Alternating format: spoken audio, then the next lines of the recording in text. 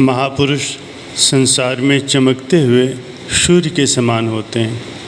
उनकी तरफ रुख करते ही मन का अंधकार दूर होने लगता है और उनकी समीपता प्राप्त होने से मलिन वासनाएं अपने आप समाप्त हो जाती हैं, क्योंकि उनकी रूहानी किरणों ने दसों दिशाओं में फैलकर प्रकाश किया होता है और उनके मन, वचन और कर्म से जो पवित्र धाराएं निकलती हैं वे अपना मंडल बांधकर उस जगह को शुद्ध और साफ कर देती हैं। आपने कभी संतों और महापुरुषों के चित्रों की ओर देखा होगा। उनके शीश के चारों ओर सूर्य की किरणों के समान एक गोल सा चक्र बना होता है। आम लोग इसका भेद नहीं जानते, परंतु वास्तव में उसका भाव यही होता है। ऐसे महापुरुषों की संगत का प्रभाव कुछ विशेष गुणदायक हुआ करता है और जिस सत्संग की शास्त्रों में इतनी ऊंची महिमा गायन की गई है वह इन्हीं महापुरुषों का सत्संग होता है। जिनको सौभाग्य से ऐसा सत्संग मिल जाता है उनकी किस्मत का क्या कहना। संसार में आना ही ऐसे लोगों का सफल माना जाता है जिनको ऐसे महापुरुषों की संगत और उनकी समीपता प्राप्त हो जाती है। महापुरुषों की संगत से जीव मायावी क्लेशों और काम, क्रोध, लोभ, मोह, अहंकार आदि शत्रुओं से सुरक्षित रहता है। कहते हैं कि राजा गोपीचंद जब साधु हो गए तो उनकी माता ने उनको बाहर भेजते समय ये शिक्षा दी कि बेटा किले के अंदर रहना, परंतु ये बात गोपीचंद की समझ में नहीं आई। पूछने लगे, माता जी वन में भला किले कहाँ होते हैं? वो बोली, बेटा किला सतगुरु का सत्संग है। यह तू सतगुरु के सत्संग में रहेगा, उनके वचनों की पालना करेगा तो काम, क्रोध, लोभ आदि शत्रुओं से बचा रहेगा। आपने सुना होगा कि कहा जाता है कि सत्संग में यमदूत प्रवेश नहीं कर सकते, क्योंकि उनको धर्मराज की तरफ से आज्ञा ही नहीं है, इसीलिए वे इससे 4 कोस दूर रहा करते हैं। इस कारण से सत्संग में रहने वाले जीव धर्मराज के भय से भी निवृत्त हो जाते हैं।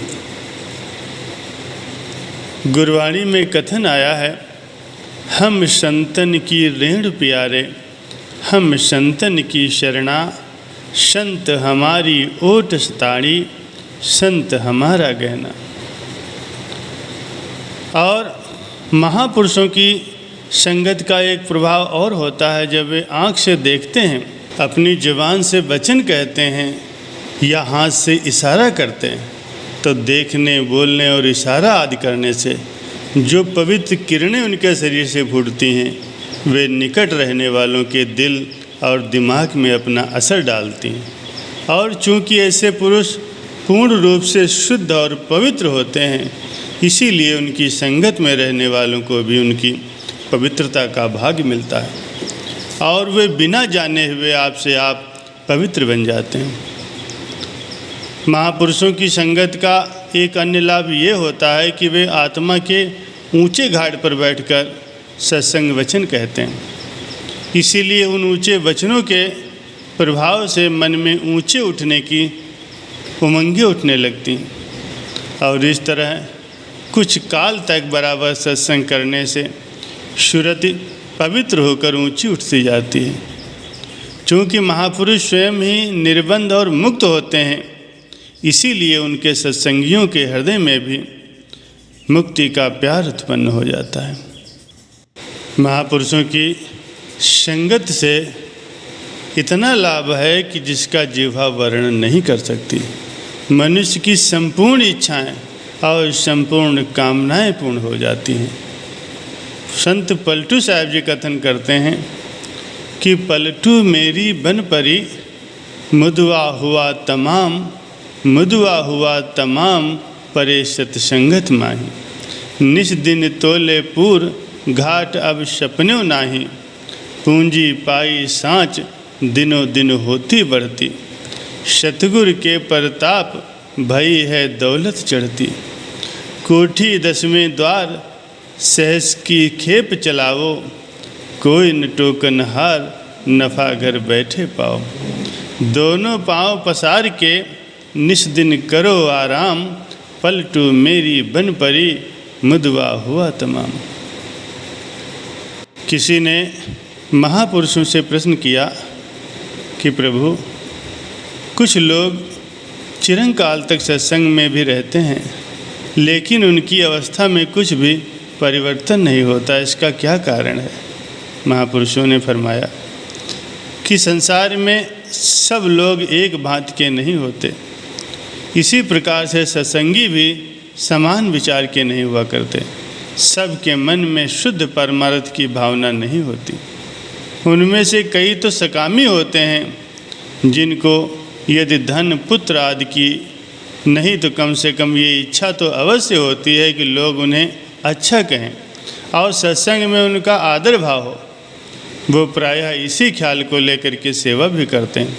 और कई उनमें से ऐसे होते हैं जिनको अपनी सेवा का अहंकार हो जाता है और कई किसी खास कामना को लेकर सत्संग में आते हैं। कुछ काल सत्संग में रह करके देखा, यदि प्रयोजन सिद्ध हुआ तो अच्छा, अन्यथा बाहर जा कर के संतों की निंदा करनी शुरू कर देते हैं। इसीलिए उनके बीच अंतर होना बहुत ज़रूरी है। और दूसरे सत्संग में रहते हुए उसके लाभ से वंचित रहने का कारण एक ये भी होता है कि वे लोग संत सद्गुरु की महिमा और बड़ाई को नहीं जानते। किसी न किसी कारण से सत्संग में तो आ जाते हैं परंतु उनमें ये संस्कार नहीं होता कि वे महापुरुषों की महिमा को समझ सकें। इसीलिए वे वहाँ रहते हुए भी प्रायः लापरवाही से समय व्यतीत करते हैं। गुरु के वचन की कदर उनके मन में नहीं होती। आपने देखा होगा कि कई लोग सत्संग में बैठे हुए आपस में बातें करते हैं। ऐसे पुरुषों की बुद्धि पर पर्दा पड़ा होता है। बल्कि प्रायः ऐसा भी देखा जाता है कि सत्संग में बैठे बैठे कुछ लोगों को नींद सताने लगती है और वे सो भी जाते हैं। इस कारण से ऐसे मनुष्य संत महापुरुषों के सत्संग से उसके लाभ से वंचित रह जाते हैं। लाभ तब होगा जब महापुरुष वचन फरमाएं, उस वक्त मन की समस्त वृत्तियां एकाग्र हों और उनको ध्यान से सुनें, यहाँ तक कि उन पवित्र वचनों को सुनते सुनते अपने शरीर तक का ख्याल भी भूल जाएं। क्योंकि संसार में महापुरुषों का सत्संग प्राप्त होना अत्यंत ही दुर्लभ है।